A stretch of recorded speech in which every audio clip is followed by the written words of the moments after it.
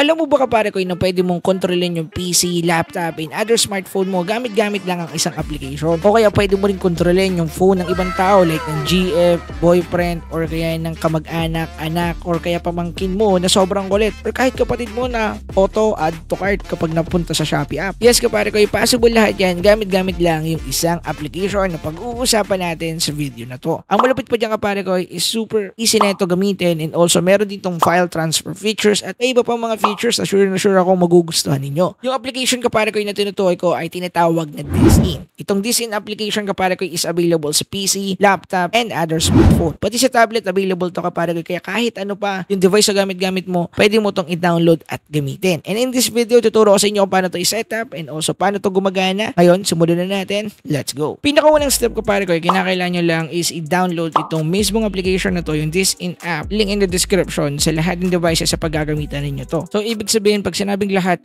as in lahat ng mga device na ginagamit niyo na gusto nyong i-remote control or kaya i-monitor, kinakailangan nyo lang i-download yung Disin application. So, gamitin nyo na lang yung link ko dyan sa ating mismong description. And then, after natin gawin yan kapare ko, all you need to do is just to sign up an account. Kailangan nyo mag-create ng account dito. Madali lang naman. Mga 1 to 2 minutes tapos na yung pagka-create ng account. And then, after ninyo mag-create ng account, all you need to do is just to sign in your account dun sa other devices. So, ibig sabihin, itong mga devices sa paggagamitan ninyo ng Disin application or gusto nyong i-monitor, kinakailangan nyo lang din i-sign in yung account na nagawa ninyo sa isang device. So, para yon ay makita yung mga devices na naka-sign in using your account doon sa mga device list at mabilis lang mag-remote control or mag-monitor ng mga devices na yun as easy as 1, 2, 3, which is mabilis na naman gawin kapare ko. Ngayon kapare ko, after natin matapos yung setup, dito na magsisimula yung exciting part na kung saan kinakailangan na natin dito gamitin yung ating mismong best move, which is kontrolin yung other device. Ngayon, bibigyan ko kayo ng example. Kung wari ito si device A at ito si device B. Ngayon, para makontrol natin si device A kapare ko, kinakailangan natin kunin yung kanyang device ID at saka password. Ngayon, dito naman kay device B yung gagamitin natin para ma-monitor si device A at kontrolin si device A. I-input nyo lang dito yung device ID ni device A doon sa ating control remote device. Ilalagay nyo lang yan dyan, and then lalabas ng part na to after ninyong i-connect. I-click yung connect button, and then ilalagay nyo lang yung password na nandoon or naka-indicate kay device A doon sa ating password part. And then after that kapare ko, okay na yan, connected na tayo, and then as you can see, nakukontrol natin si device A using si device B. And also kahit anong gawin or anong i-touch, anong gawing monitor or kaya anong gawing mga bagay ni device A is makikita natin dito kay device B, which is maganda yung kapare ko dahil hindi malalaman ng user or nung gumagamit ng phone na yun na mino-monitor na siya unless tingnan niya yung running background apps. Just para sa akin is good yun kapare ko dahil wala na siyang monitoring na nagdo-notify pa na your device is being blah blah blah blah blah blah, unlike sa mga ibang remote desktop app kapare ko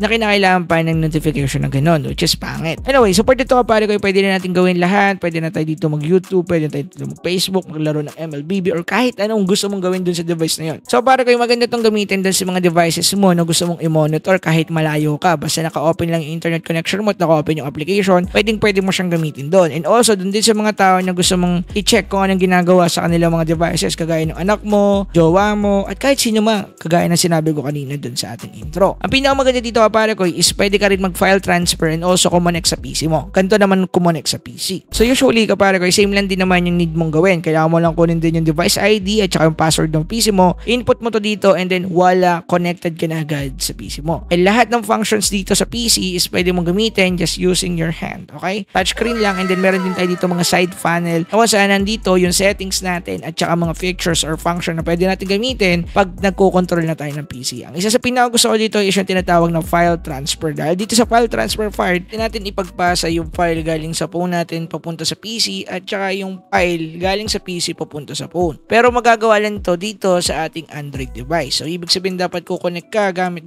yung Android device mo, and then pupunta ka sa settings part, and then hahanapin mo yung file transfer. Sa part ito para ko, pwede ka na maghanap dito or i-locate yung file na gusto mong i-download galing sa PC. Halimbawa dito sa desktop folder, hahanapin lang natin dito yung trip natin or needed nating i-download ng file. It depends on you kung ano yung gusto mo, bahala ka dyan. For example, ito na lang yung video natin na ginawa nung nakaraan para sa promotion content natin sa TikTok. Ito. So ngayon, ang gagawin lang natin, after natin siya mo-select, click mo lang yung download button, and then makikita natin dito sa part na to yung dina-download nating file. So as you can see, ito siya, and ito yung file name niya, 0313.mp4. Ipapakita ko sa inyo mamaya, and playable siya. By the way, kung ano yung quality mismo ng file or halimbawa video, photo, ganun din siya makukuha after mo siyang ma-download. Unlike sa iba na magdi-decompress pa. So hindi ko masyado napakita kanina kung paano kontrolin yung PC. So ganito lang naman siya. Dito pwede natin paganahin gamit pa rin yung finger natin or touchscreen pa rin siya doon sa phone natin. Meron din dito virtual mouse para kapag hindi nyo na mapindot yung ibang icon or ibang features ng website, application, pwede nyo gamitin yun. Halimbawa, medyo kasi malaking daliri nyo at hindi nyo mapindot, pwede kayong gumamit ng virtual mouse. Nandyan naman yan sa gilid. Basta lahat ng function ng PC ninyo magagamit ninyo gamit yung smartphone ninyo.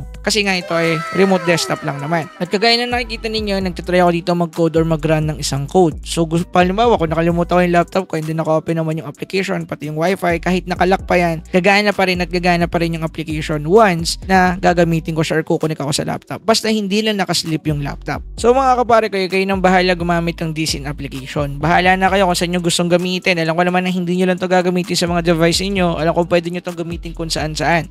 Depende na lang yan sa imagination niyo. Yung mga pinakita kong features is common pa lang dito sa DCIN application. Mas maganda kung kayo mismo yung mag-i-explore para makita ninyo yung iba pang features and also kung paano ito gamitin sa iba't ibang mga devices. Mas maganda yung kapare ko.